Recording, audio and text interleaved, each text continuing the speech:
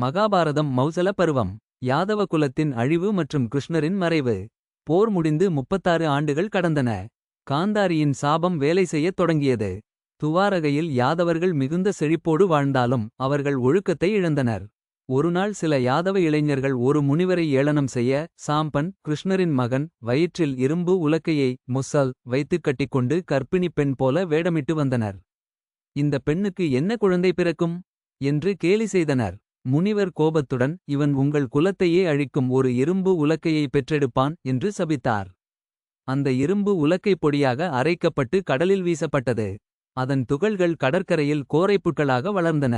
ஒரு துண்டு மீனின் வயிற்றில் சென்று ஜரன் என்ற வேடன் கைக்கு அம்பாக கிடைத்தது. யாதவர்கள் பிரபாச தீர்த்தத்திற்குச் சென்று மது அருந்தி கழித்தனர். போதையில் சாத்வகிக்கும் கிருதவர்மனுக்கும் இடையே வாக்குவாதம் ஏற்பட்டு அது பெரும் சண்டையாக மாறியது. அவர்கள் கடற்கரையில் இருந்த கோரைப்புட்களை பிடுங்கி மோதினர்.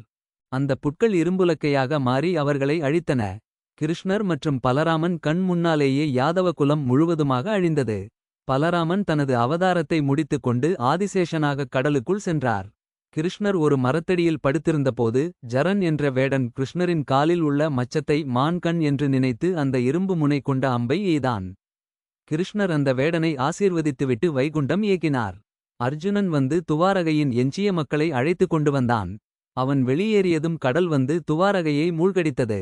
அர்ஜுனன் வழியில் கொள்ளையர்களை எதிர்க்க முடியாமல் தனது காண்டீபத்தை இயக்க முடியாமல் திணறினான். அவனது சக்தி கிருஷ்ணரோடு போய்விட்டது என்பதை உணர்ந்தான். அடுத்த பருவம் மகாபிரஸ்தானிக பருவம். பாண்டவர்களின் இறுதிப் பயணம் பற்றி விரிவாக காண்போம்.